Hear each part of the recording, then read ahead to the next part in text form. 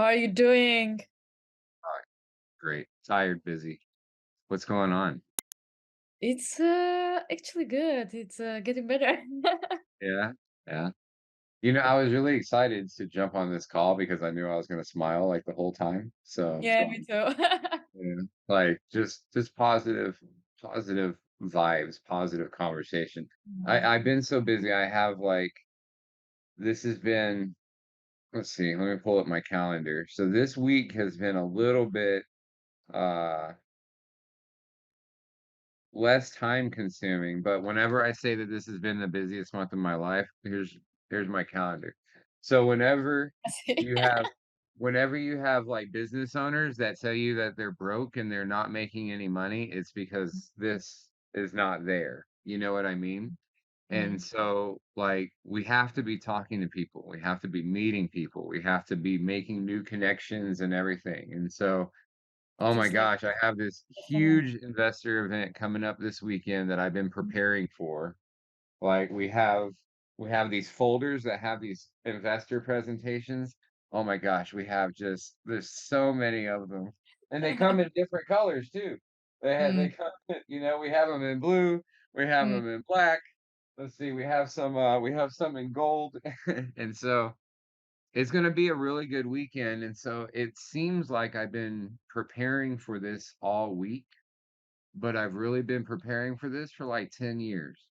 And mhm, so this event that's happening this weekend is so important because I'm walking in there with a culmination of 10 years of knowledge since I started down this path.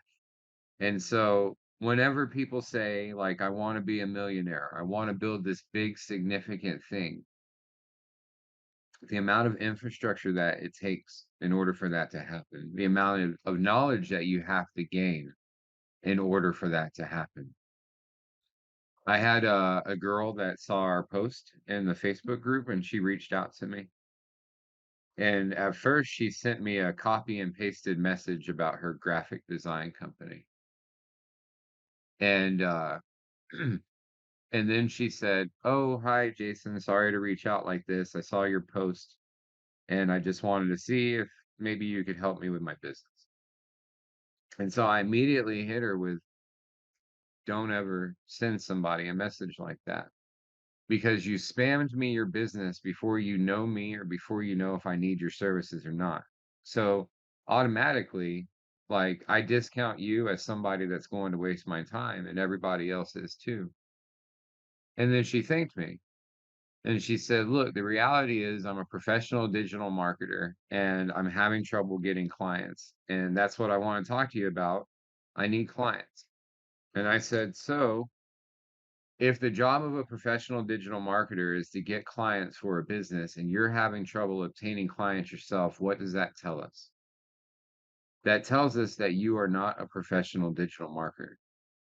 And because of YouTube and labels associated with all these different things and personalities that are going on, she feels that by reaching out to me, a business owner, and saying I'm a professional digital marketer, I have these services that I'm going to automatically go, "Oh, wow.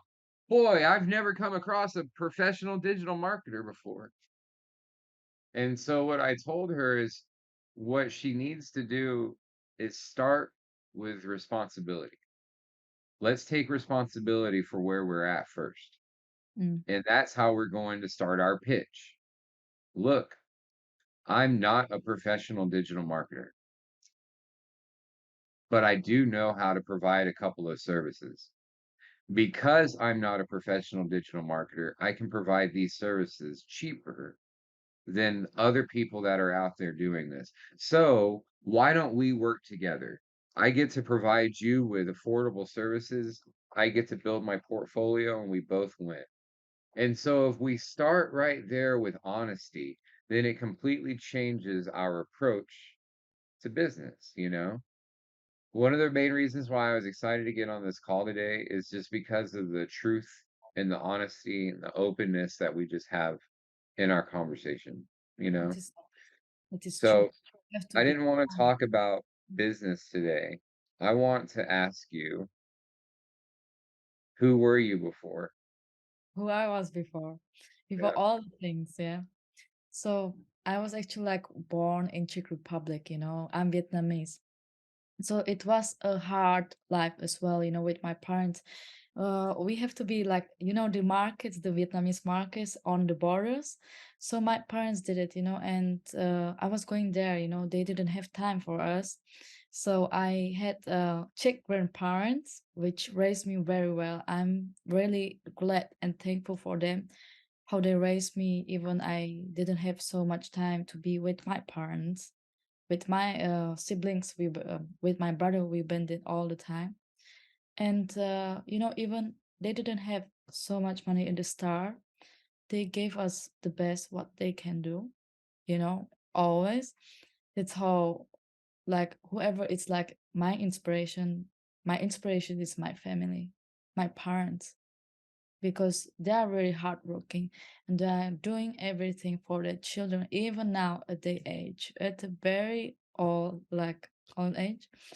And when I saw them, you know, it's like I really want to help others as well, because I think everyone has a change to become better, to have a great life. But you have to do something. You can't just sit at home and do nothing. You have to work hard on it.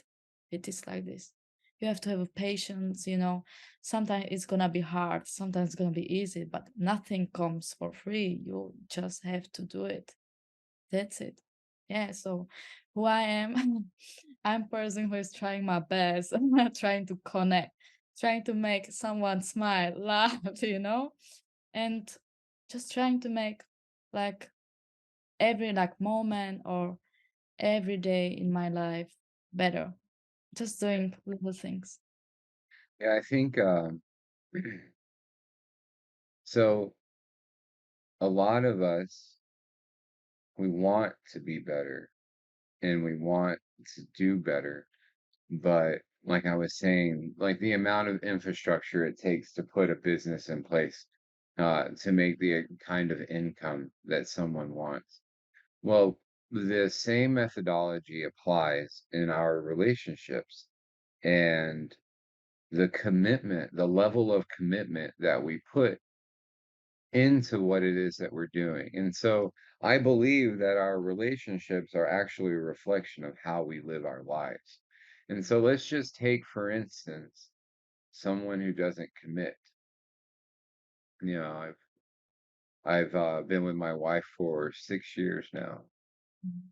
and whenever I think about who I was before, I've always committed to life. I've always committed to projects, but I was always like afraid to really let a woman love me, because I was always afraid that, as soon as a woman sees my weaknesses or sees my anger or sees like all these faults that we feel that we have, then all of a sudden that person's going to leave. And I found that, like most men my age, what would happen is as soon as I would get into a relationship where I would start to feel love or feel loved, then I would sabotage my own relationship so that it could end before I was fully committed to something. Mhm. So once the relationship started going into a direction of marriage or engagement or moving in together or something that was taking us to the next step, I would back off. And so I would commit in relationships, and I committed to getting healthy, and I committed to my daughter, but whenever I met my wife, that really opened me up to the idea that I'm tired of not nec yeah, I'm tired of doing this alone, but not necessarily that I'm tired of doing this alone, but it made me realize that we all, especially here in America, we're strong, independent people. And so it's like this trap that society has for us where it's teaching us to be independent of each other and to become strong without each other. But we're only as successful as our ability to depend upon each other. We're only as successful as the people that we surround ourselves with, and I'm not talking about successful as in money, I'm talking about success spiritually, in wealth, health, happiness, whatever it is that we're looking for.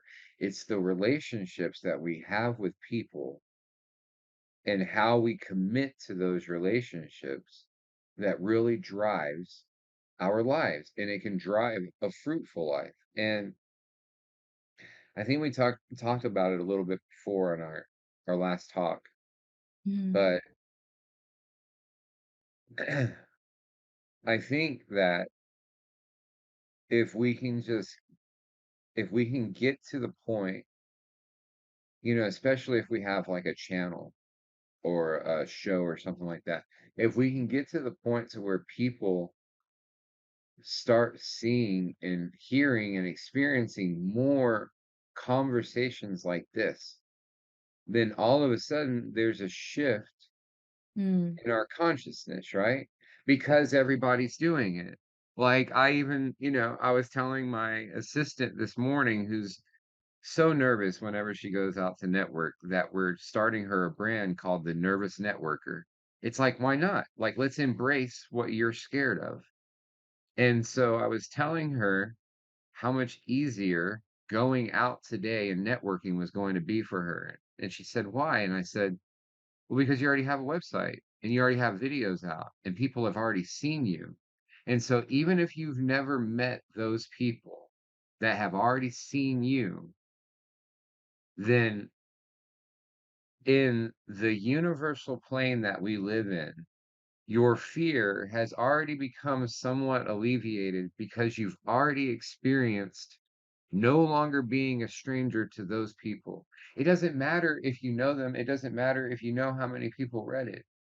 So the more content that we can put out where we're sharing our voice and we're talking about love and we're talking about forgiveness and we're talking about our hardships and the things that we made mistakes on and how we want to help others. It doesn't matter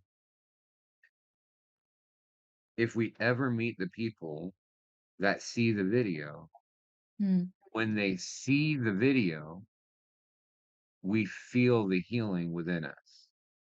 Exactly. And the more times we can make the content, the more times we can have the conversation, the more healing we bring within ourselves to the point to where you're like the Dalai Lama or somebody, and like and you really only have this much interaction with people. You have a very small circle of people that come near you, but you're just breathing out so much fire that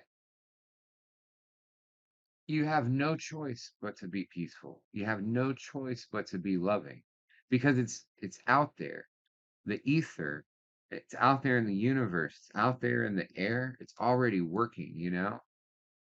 So whenever we talked before, you said about a year ago you were a little bit different. And so like now you're on this path of helping people through this spiritual journey. So let's start at a year ago. What changed? Well, it started a year ago. So it wasn't just like 1 year ago, it was like a few years ago. I lived in different countries. I moved. When there was something difficult, I tried to run away. I tried to run away from the problems. And that was the thing that I always focus on those things, that I didn't deal with it. I didn't fight with it. I was running away. This was my kind of solution, I would say. But the last year it changed because I met my friend, my mentor, my CEO partner of the agency, the most amazing soul I have ever met in my life. He really changed my view, how to think about things, about the spiritual journey. And he helped me just not to think, but to feel and to be thankful. And that's when it's changed 1 year. Because if you would see me 1 year ago, I wouldn't, I always was positive. I always was positive. I want to make change. but I didn't know how because I didn't believe in myself. And this time a year ago, it starts that I work hard on myself. I put effort more in my patience. I put effort to help also not my friends, but myself, which is so important. If you are not happy with yourself, how can you help the others? That's the questions. And this is where it starts. And now I can send so much love and be happy because I have it. It's me. I'm that person. I'm the light. I'm the happiness. I'm the love. Right, right, right. And all of us are. And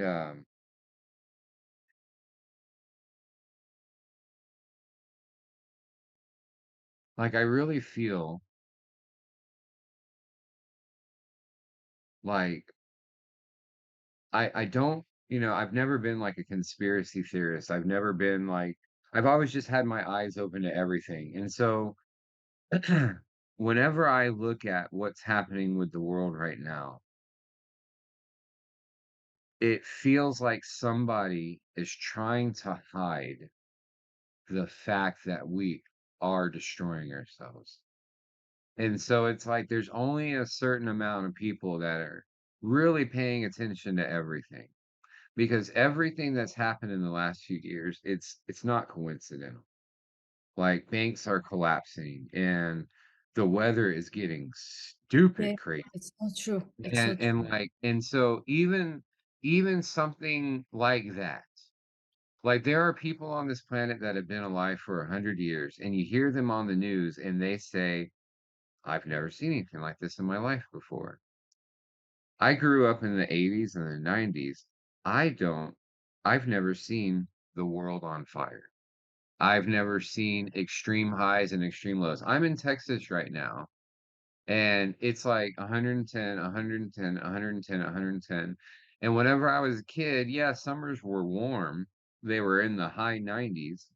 But then after the summer, fall came, and then winter came, and then spring came, and then summer came, and it all happened again. Well, now it's really fucking hot for like half the year. And then it gets really, really cold.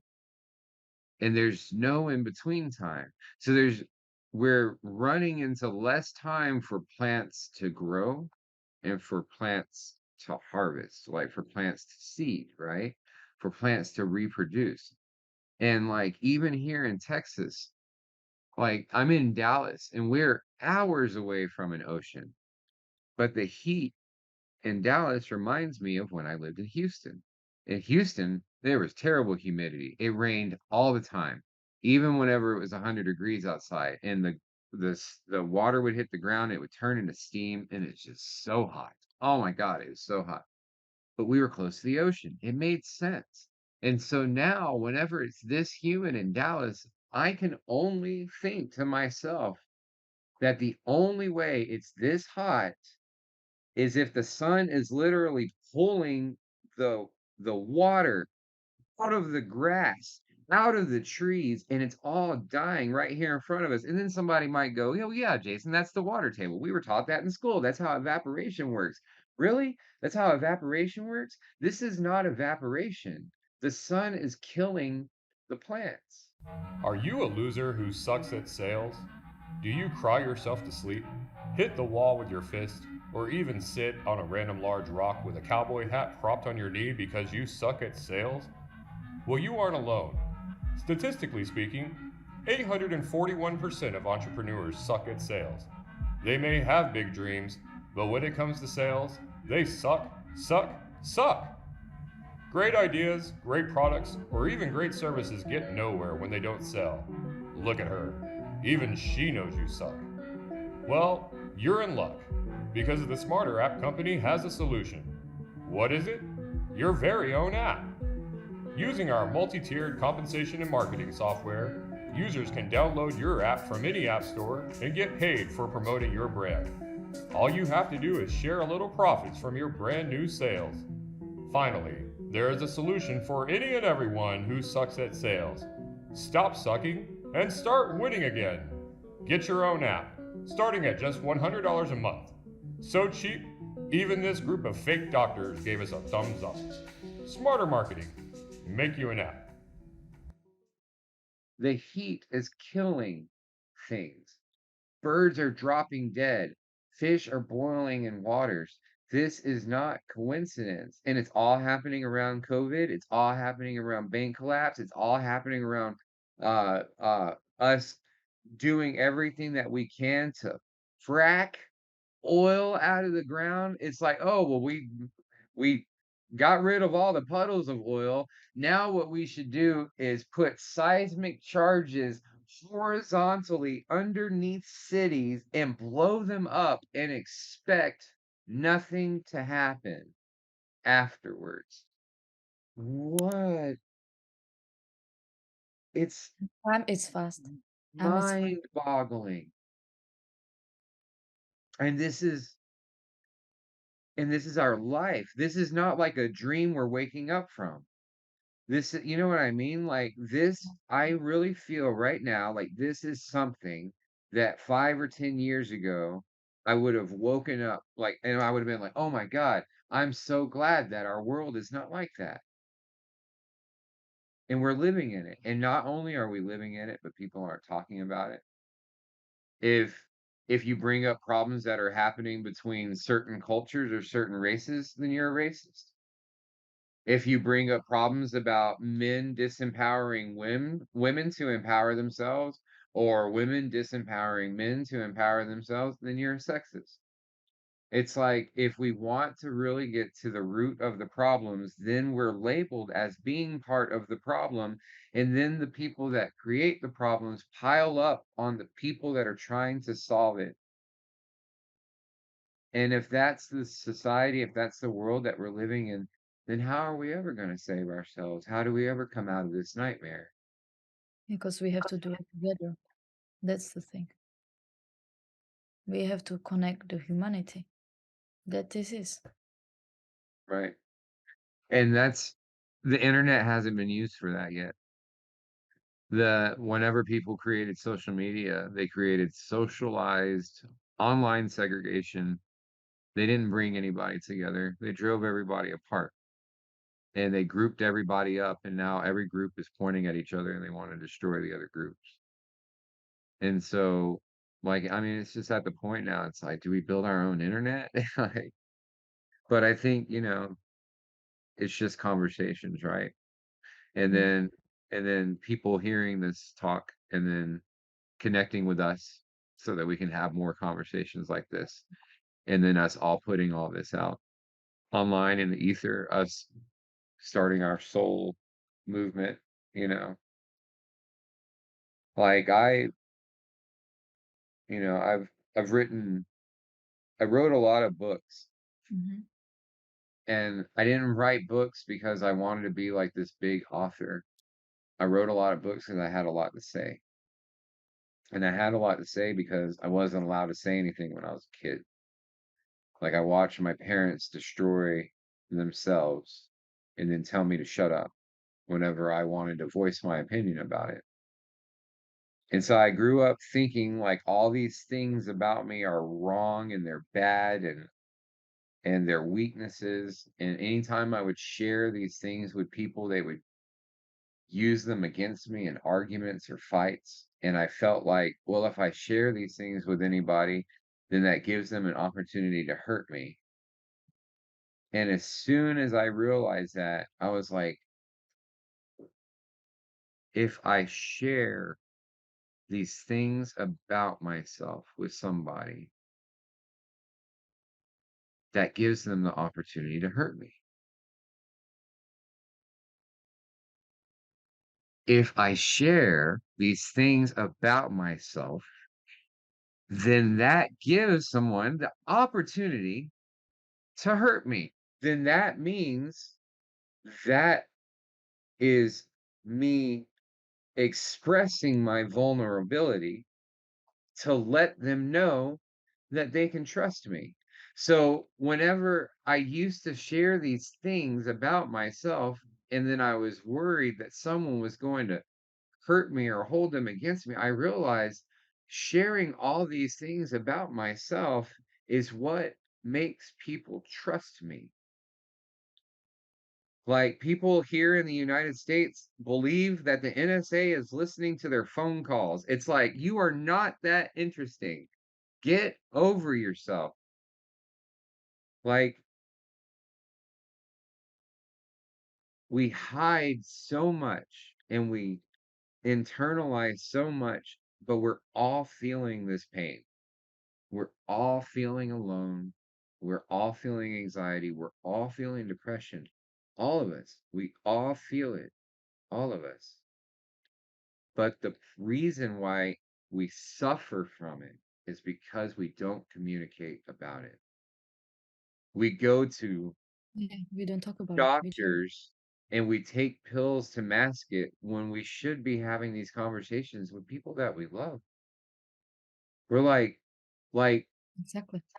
you don't fix your marriage by leaving your marriage to go talk to somebody else about your marriage.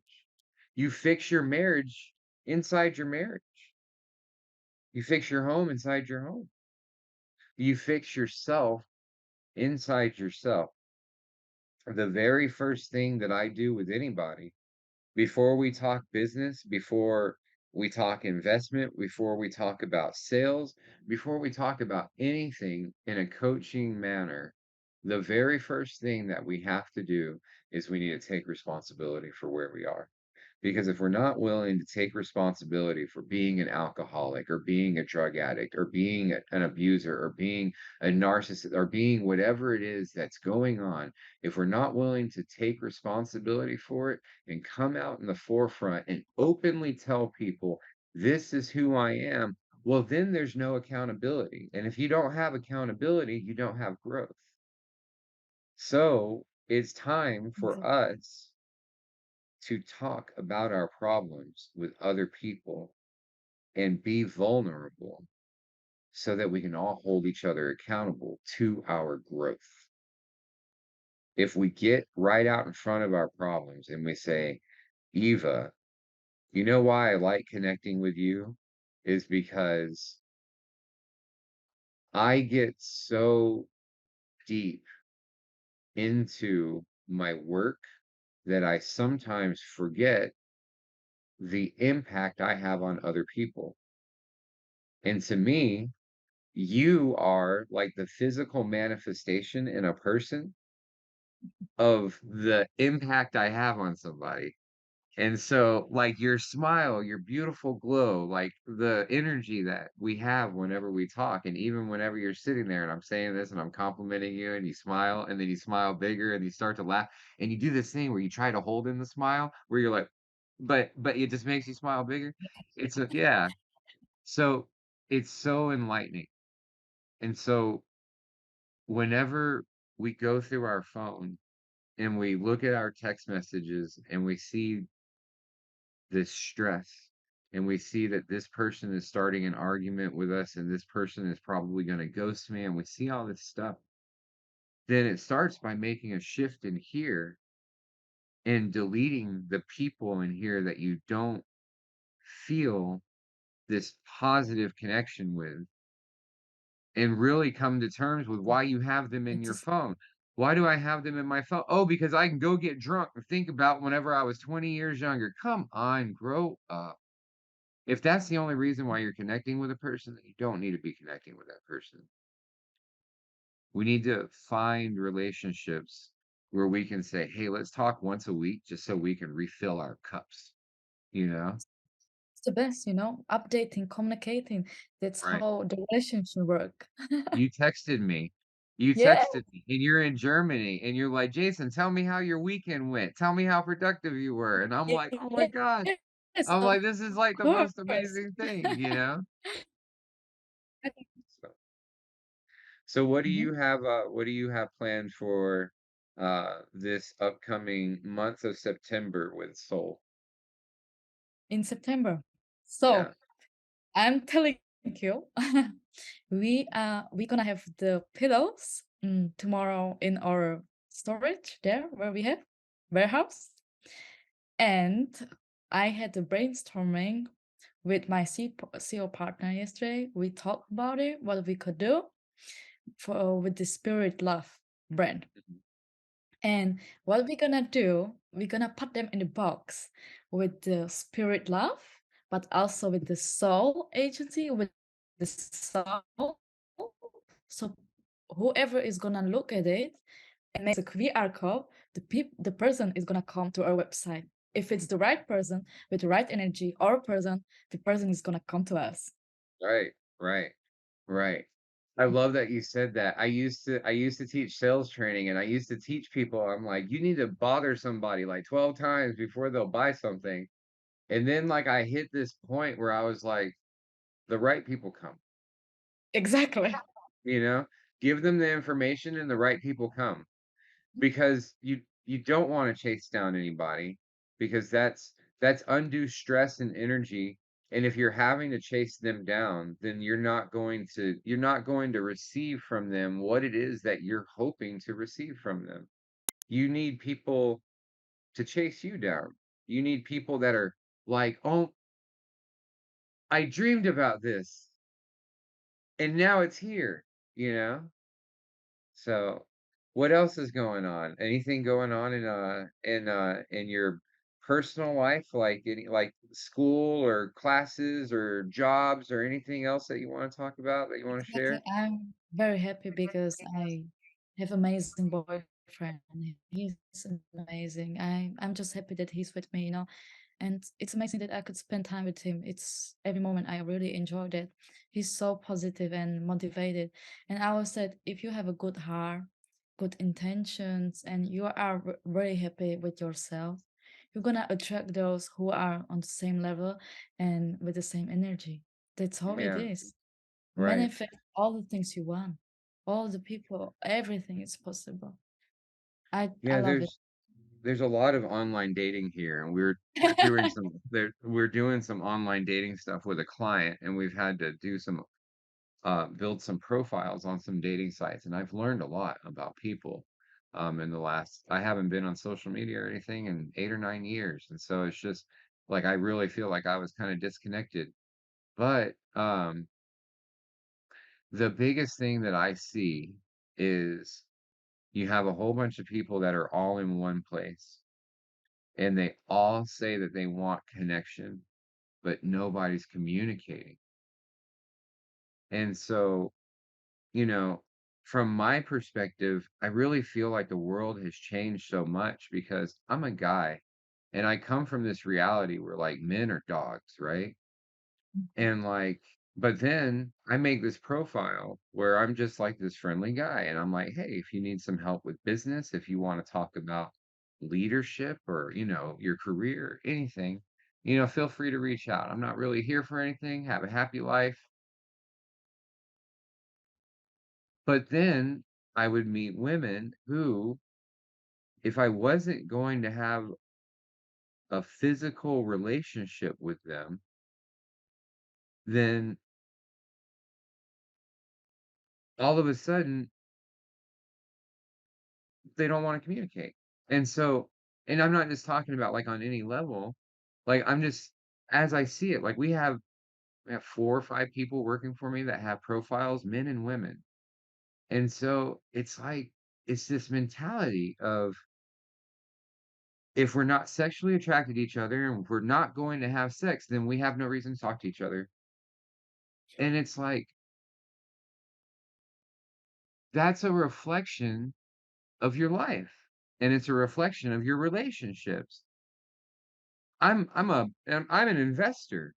I have relationships with thousands of people I will never have a physical relationship with. If I was going into every situation trying to have some kind of physical or intimate relationship, I would never get anywhere in life. I would almost be like some dog idiot dude that does nothing except play video games and stalk people online and then just try to, you know, or a woman or anybody in that situation. The point is we are attracted to goals. We're attracted to meaning. We're attracted to purpose. Like the best conversations that I had were not with people who were looking for a relationship with somebody else.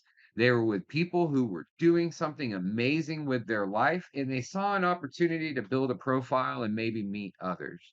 The people who were focused on finding a relationship, focused on finding the one, focus on dating and dating and dating and searching and searching and searching. Those people aren't committing to shit. They're not committing to relationships. They're not committing to each other. They're not committing to fulfilling goals. They're not committing to their health. They're not committing to anything. They're not committing to life. The people that don't care that they have a little bit of a stomach and they don't care that they have a little bit of an issue, but they're willing to share and be vulnerable and commit to somebody and work through their issues no matter what happens, thick or thin. These people have friendships, enlightening relationships, thriving businesses, huge networks of people that they can rely on to give them positive insight and positive conversations. And so, Eva, our time is out today and we're going to, book yourself on next week so we can talk again next week. I will. Um, Yeah. but, you know, let's keep telling the world how much we love the world, Mhm. regardless is if we get hurt or not. Let's start being more vulnerable. Let's start having the deep conversations because the people that we want in our lives and the people that are going to be great for us, we might not meet them doing some online dating thing. We're more than likely going to meet them doing something that we love. Exactly. I met my wife at Girl Scouts. Her daughter's a Girl Scout. My daughter's a Girl Scout. We didn't meet online. We met in a place of love. And then we got to spend months getting to know each other while our daughters got to play together and get to know each other. The relationship was based on building a foundation of Mhm. friendship together. And then the first year together that we were together, we dated. We actually dated. We actually spent time together. We held Oh, hands. You know what normally. I Yeah, like, we held hands, went to movies, didn't have sex, like, focused on building a relationship. And so, if we can get back to focusing on relationships, get past whatever your intention is. Like, a lot of people are connecting with me with intention to sell me a product. A lot of people are connecting with me with intention of me to help their business. I'm connected with no intention other than communication and fulfillment, having that conversation and that connection. So this is Jason and Eva saying we love you all Yeah, we and love you keep all, tapping, guys. keep connecting, and keep talking and keep being vulnerable with everybody.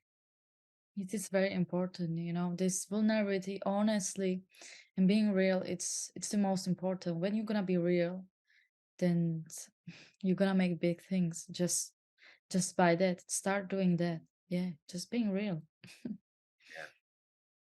All right, Eva. I'll talk to you soon, okay? Yes, Yes. of course. We will talk soon, yeah? Love from the US. I'll Love talk to from you the later. Germany here. Yeah, love from Germany. All right. Bye, girl. Okay, bye.